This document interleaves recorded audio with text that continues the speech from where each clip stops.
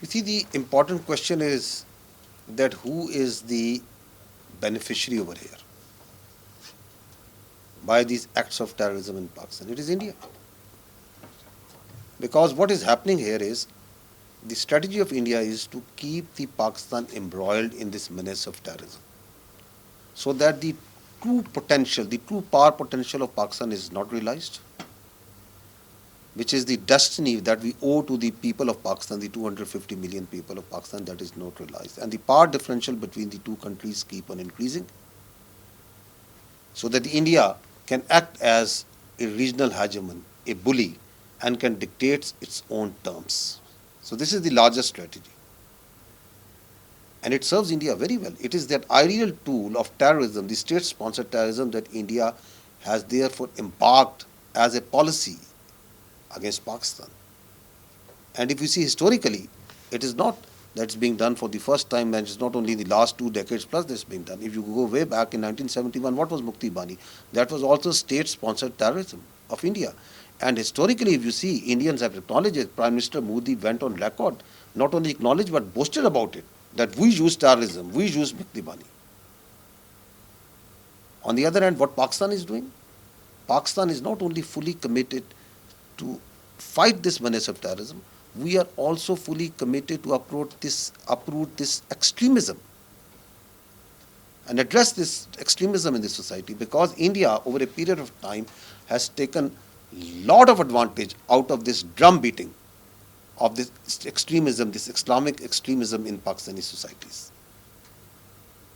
But what you have asked, to understand that, we have to first acknowledge, and we have to first see that there is not one face of Indian terrorism.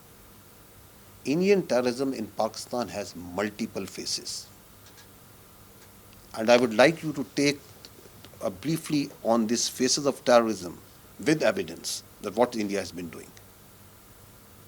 So the first phase is this transnational killings, which in even the Canada, the Prime Minister, and in the America and the whole world is now saying that the Indians are involved.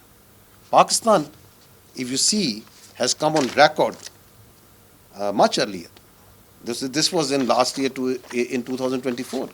These are the faces of the raw handlers. You can see his name.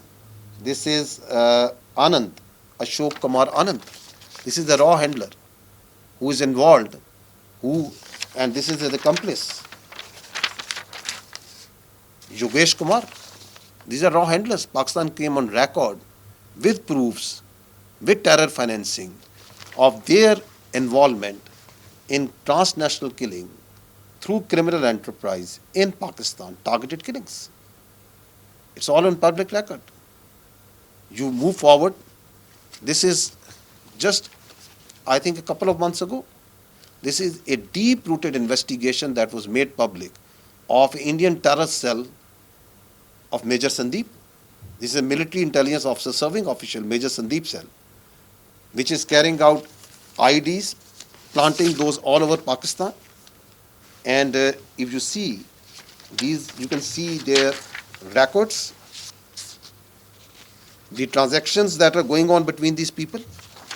These are the faces of these are his other accomplices.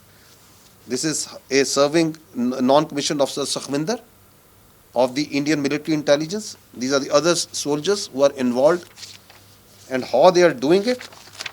These are the audios. They have all been made public already, where the instructions are being passed, where the money is being exchanged, where the targeting is being done. And these terror cells are operating, and they are telling that we are operating in Pakistan from Lahore to Quetta, and we are doing it for years. So this all evidence of these IEDs, where they were placed, how they are being done, this is all on record. And that is not all. If you see the Indian Prime Minister, Mr. Ajit Dawal, what have they been saying? Have they not gone public and saying that we need to destabilize Pakistan, we need to destabilize Balochstan? The world has seen the words of Bikram Singh, the Indian Chief of Army Staff, that we need to instill destabilization in Balochstan and in Pakistan. They are political faces. And once these terrorist leaders Some of them surrender, some of them are captured. Once they debrief them, and then they go public, and they come very clean that it is India who is funding them. This is Mr. Sarfraz Bangalzai. This is a press conference, public press conference. He surrendered with his 70 terrorists and told very clearly that it was Indians who are funding it, Indians who are planning it. It is raw. And not only that they are using men, they are also exploiting the Baloch women for this nefarious purposes. This is Mr. Gulzar Imam Shambe. He was head of the Baloch Nationalist Army. He was a top leader. He surrendered. And he told the horrific details that how the Indians, the raw, they are doing all this terrorism. That how he went to India in 2017, met the raw officials, how funding was done, how all this is being orchestrated. This is Najibullah. This year came public along with his accomplices. Same old story. So these are living humans who are telling that, and these are acknowledged leaders of the Fitna al-Hindustan, of these people who are doing terrorism in Bluestan. And who can forget the serving commander Kulbhushan Yadav? His case, everything is clear. His statement is absolutely clear. His cross-examination, everything is clear. That how Raw is orchestrating terrorism inside Pakistan. These all is public. This evidence is also public. What I'm showing you here is the ringleaders. This is Mr. Bashir. This is Bashir Zeb. This is the of Fitna al-Hindustan.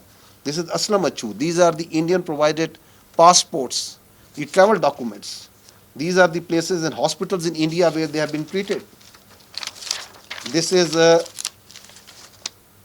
Kharji commander Malik Faridoon in Indian hospital getting treatment. This is a Fitna al-Hindustan commander in Indian hospital getting treatment. This is all on public. People know it. This is what I'm telling you is the evidence that is already been put. The transactions, the intelligence intercepts, multiple other evidence is there that has also been shared with the countries and in the dossiers that have been given. And then, very interestingly, this is after Marka-e-Haq, 11th May, this is a press release of the Fitna Hindustan main organization, that is BLA. This was issued on 11th May, not 2 months ago. It says, we assure India that if it makes the final decision to eliminate the state of Pakistan, BLA, along with this entire nation, is ready to attack from western border. We will become India's practical military arm. This is on record. This is an internationally acknowledged terrorist organization. And where do you find these people?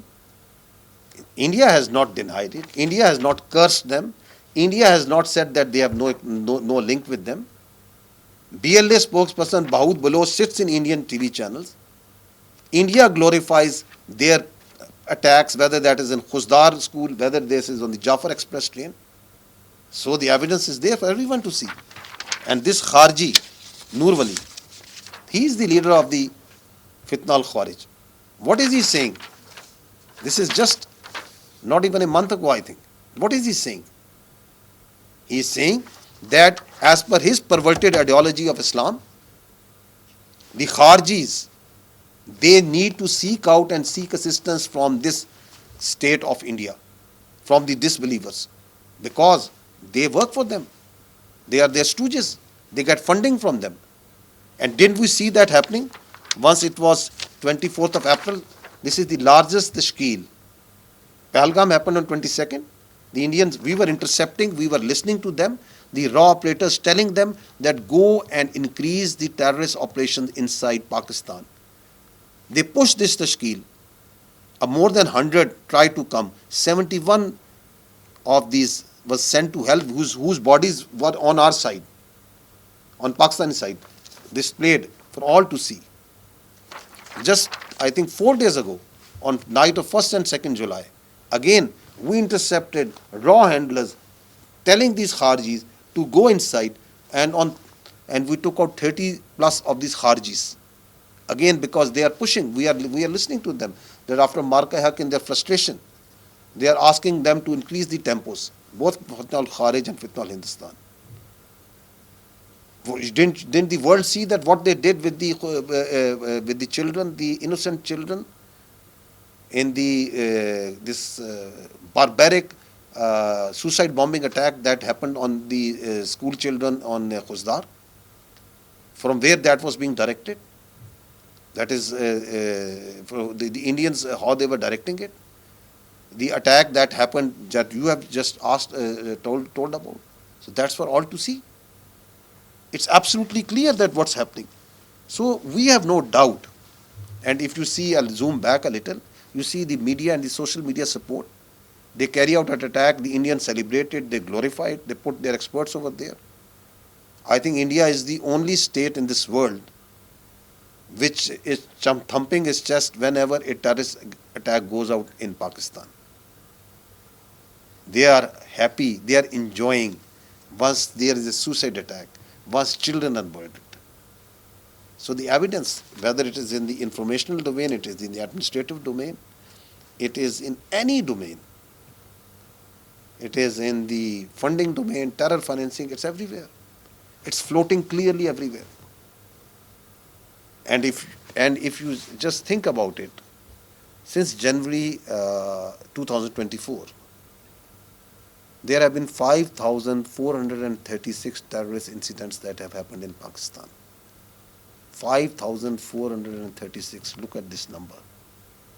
We have sent to hell 1,987 terrorists. Look at this number. Many other captured, many other facilitators taken out. And despite that, look at the amount of terrorism that's happening. Do you think it's happening by your own? This cannot be, this terror enterprise cannot be sustained without the sponsorship of India. The funding, the intelligence, the technical support, the planning. And who is the chief architect of this terror enterprise? It is Mr. Ajit Doval. He is that evil chief architect of that terror enterprise, of every terror incident that happens inside, not only in Pakistan, but the region and the transnational killings that are happening.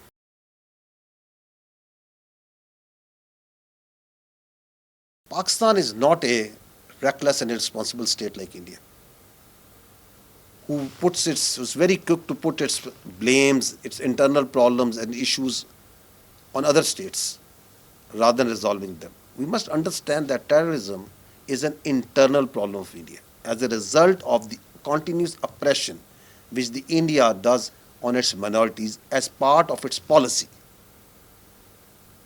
against Muslims, especially Kashmiris, Sikhs, Christians, other minorities, and even its own backward caste. So rather than addressing these grave injustices, inequalities, and doing soul searching, it is very quick to put all the blame on Pakistan. This externalization of the internal problem of terrorism, this goes as a policy in India. And what's it's turning it to?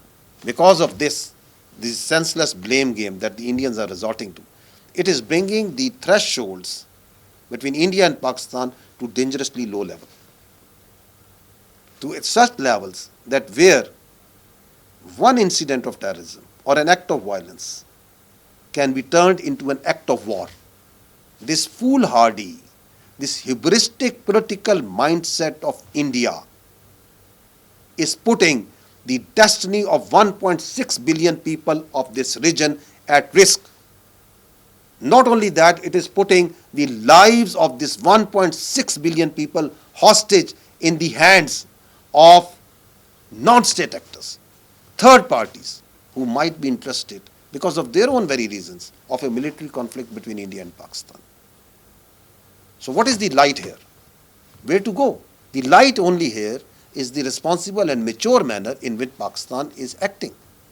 As the world show very clearly, during this Operation Sandhu, this escalatory, senseless escalation that India did baseless escalation, that how astutely, how responsibly Pakistan acted and emerged as a prudent, strategically responsible player.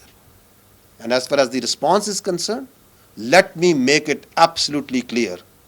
The response would be there, but instead of bragging about it like India, our response will show and speak for itself, as always, loud and clear.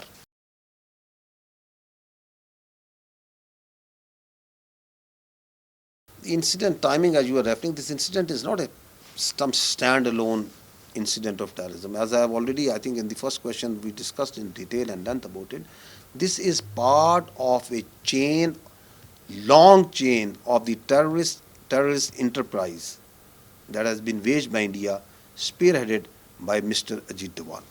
So it is part of that.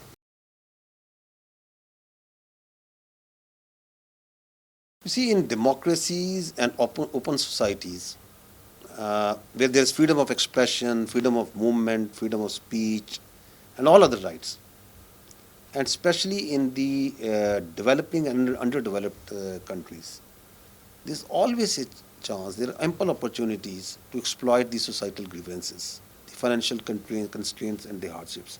So the space exists to exploit these grievances and these hardships.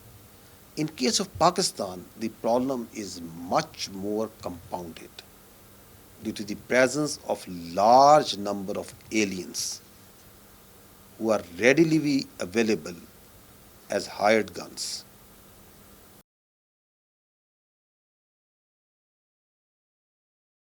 You see, the Khawarij are those who exploit their own perverted interpretation of Islam.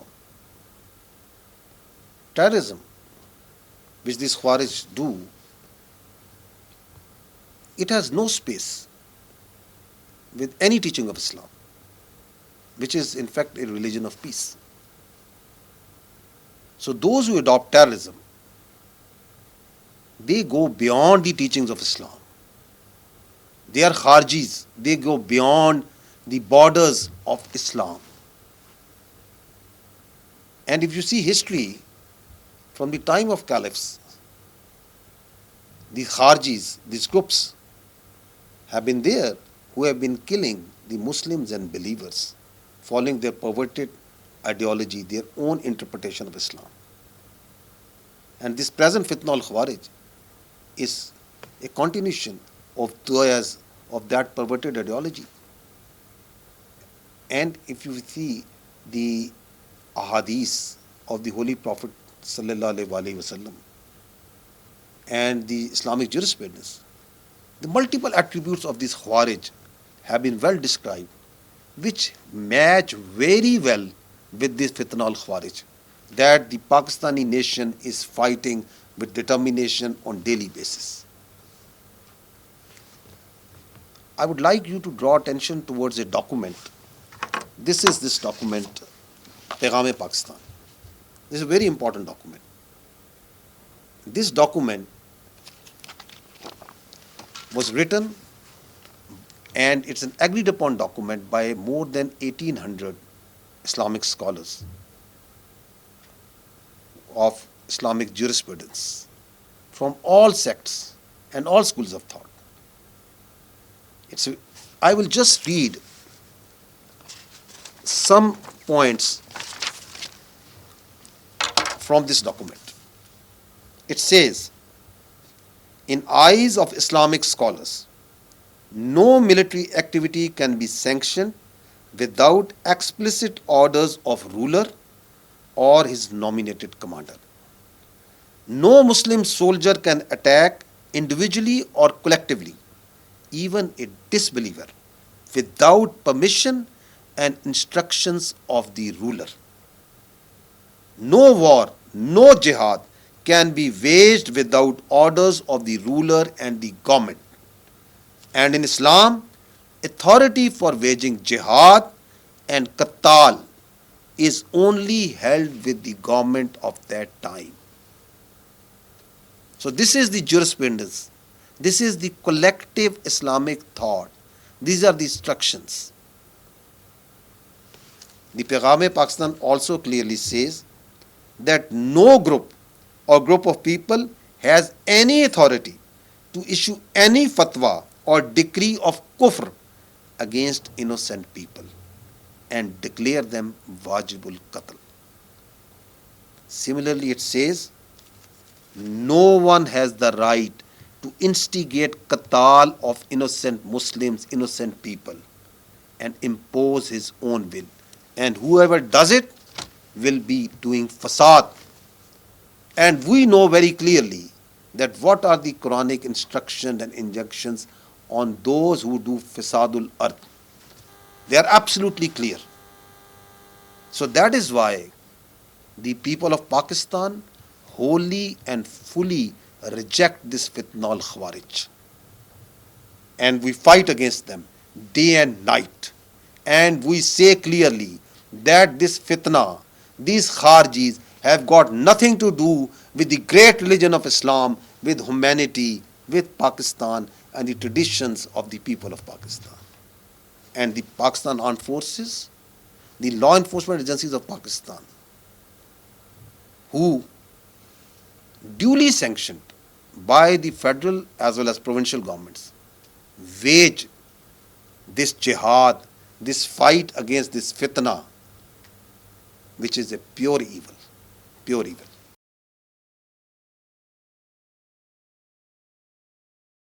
You see, Iran is Pakistan's brotherly, neighborly Islamic country. Pakistan's relations with Iran are based on common faith, history and culture.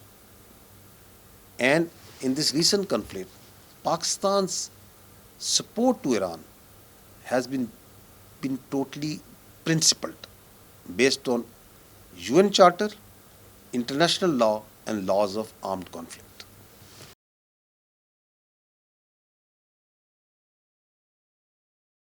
There is absolutely no concern whatsoever in the military that Pakistan can become the next target. Absolutely no concern. It's because there is a sea of difference between these two countries and Pakistan. We are an established and declared nuclear power. And the world has no experience of going to or even attempting to go into a misadventure against an established nuclear power. And if such a misadventure is taken or attempted to, then it will lead to horrific consequences which the world may not be able to endure. Hence, I have said it before, I will say it again very clearly, that seeking military space for conflict with an established nuclear power for elusive objectives is absurd, sheer stupidity and inconceivable. Thank you.